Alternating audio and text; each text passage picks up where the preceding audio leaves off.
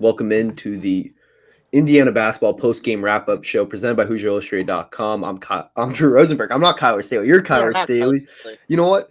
I don't even care. I'll be Kyler today. You're at Assembly. Got to see massive win. Indiana took down Purdue by 15 points. 40th anniversary of the Bob Knight chair game. Woodson sat in the chair. I don't know if that's like 100% that was the chair, but that chair was there that day. Whatever. Kyler, I guess just talk about like what you kind of just experienced. Assembly Hall, it seemed peak Assembly Hall today. That was, yeah, you said at peak Assembly Hall. We hadn't seen that type of Assembly Hall in a very, very long time, especially this season. I mean, the energy was just phenomenal. Things looked a little bit shaky for Indiana in the first half. It was a kind of a weird start to the game.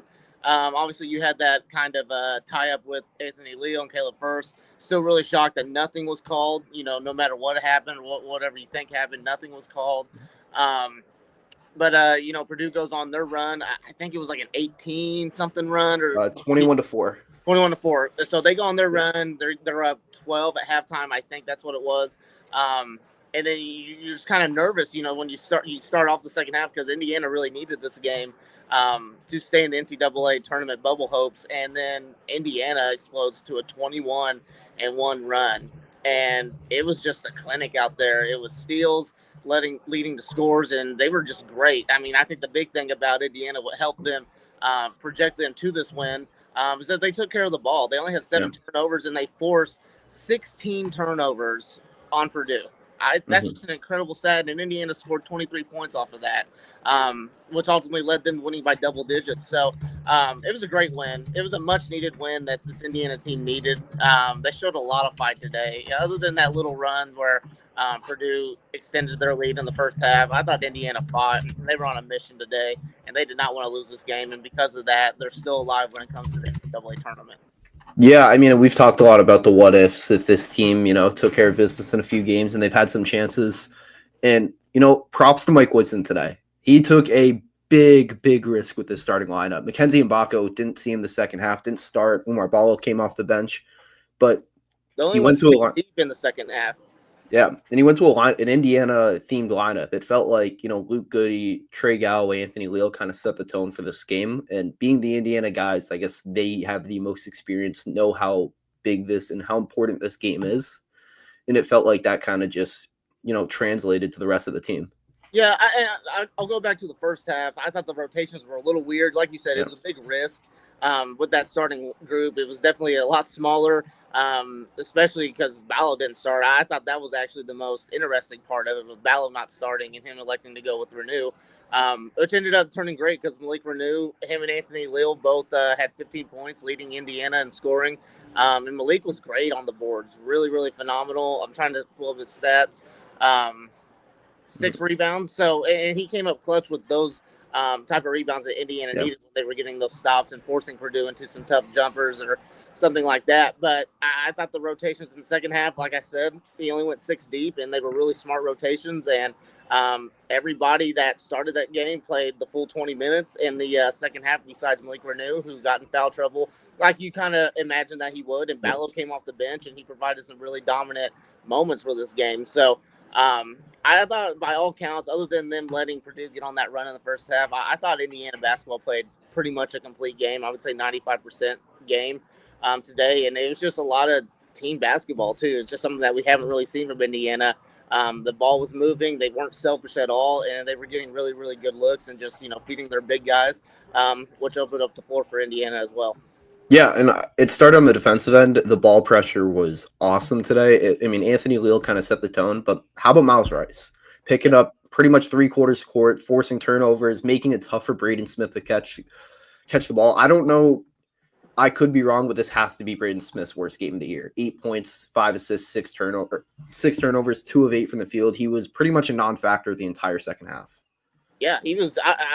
Obviously, you'd have to go back and look at all the games and stuff. But yeah, Braden Smith was not himself today, and a lot of that was because of Miles Rice and Anthony Leal providing that ball pressure. Indiana also did a really good job on Trey Kaufman-Renn, who's arguably been, other than Smith, their best player.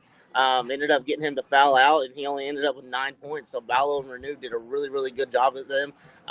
They just made, on the defensive end, they just made things uncomfortable for Purdue, and I don't think I've seen a team really do that this year to Purdue, because Purdue's a very, very high IQ team, obviously a very well coached team. You know, they can make adjustments, but they didn't really have any adjustments to make for Indiana. And you mentioned it early on. It's like a lot of the what ifs with this team, and I think that's going to be the legacy or the theme for this team when the season's all said and done. Like, it's a lot of what ifs. We saw today, what if Indiana had played like this in a lot of their games this year? We'd be talking about this team as a potential, Elite Eight candidate, winning the Big Ten tournament and things like that. But I guess better now than never, right? Because you look at Indiana got a much needed win. I totally expect when the bracket projections to come out, I think Indiana will be on the right side of the bubble. But they got a tough 4 games coming up too. They got Penn State coming in. You got to take care of home. Penn State's going to be wanting to get revenge for their loss, earlier in the season. Indiana's got to take care of that. They got to play like they did against Purdue. And then you go on the West Coast trip. You hope that you split at least one of them, and then take care of home when Ohio State comes in and Indiana's in the tournament. I don't think you can put them out. No quad 3 or 4 losses. They'll have multiple quad. I don't think they have a quad 2 loss either, Kyler. Okay, well then that's also really good too. So it's just going to be, if Indiana controls their own destiny, they really do. So if Indiana can win, at least most, I would say 3 out of the remaining 4, the NCAA tournament committee is going to have no choice but to put Indiana in, because their resume is a lot better than just the multiple losses that they have. Yeah, and it's this is a weak bubble. I've talked about it kind of at length. It's really one of the few reasons Indiana is still not just has a chance of making, has a pretty good chance of making the tournament. But once you get in the tournament, it does not matter. The 20, 30 something games you played before, it does not matter. It's all about one game at a time. And this team, I mean, we've seen it. It seems like they can play and beat anyone, but they can also lose to anyone. And today was kind of that perfect example.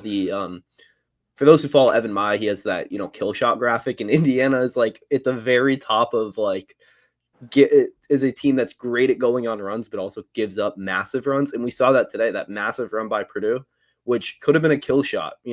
Maybe 3 weeks ago, a month ago, that 21-4 run to close the half, Indiana kind of just folds it in, but not today. They punched right back and responded with a 28-3 run of their own to start the half. So it was kind of just that's what you want to see from this team. You want to see the fight. And it felt like from the opening, tip, Anthony Leal had that kind of altercation with First. I think he might have been a little lucky to avoid a flagrant period. Maybe could have even been ejected. It was, it was definitely questionable, the call of no call there. But, this team fought, and that's kind of what we've been talking about all season. We want to see them fight. They have the talent. They've had the, ability to have these type of games, and we just haven't seen it. And, obviously it's late in the year, but if you can put something together right now, this team could go on a run. Yeah, and then they obviously have the advantage of the bubble being a very weak bubble this year. And they can take advantage of that. Indiana probably not going to have a winning record when it comes to the Big Ten, at the end of it. They're probably not going to be a team that's going to go on a major run. They definitely can in the Big Ten tournament. But like you mentioned earlier, at least getting to the NCAA tournament, you never know what happens. Everybody's playing on the same level playing field as well. But, Indiana today, it was nice to see this team kind of play to their full potential. And I think Mike Woodson he's still discovering this team, still trying to figure out what works, but I think he's starting to trend upwards on playing the right guys at the right time on this. So it's just all about Indiana. It's about the players too, going to these next games, just having the mindset of taking care of business and get on a run. This Indiana team can still be really, really good. And obviously if we saw, the post-game reactions with the whole team waiting for Mike Woodson in that whole moment where he was actually, with the chair, the Bob Knight chair and whatnot, it shows you that this team really still does believe in their head coach. Nobody's quit on this team or anything. So it was good to see. It was a much needed win. Mike Woodson finishes 500 against Purdue as a head coach. Yeah. So it's a lot to be excited for, but obviously they got to take care of business next game.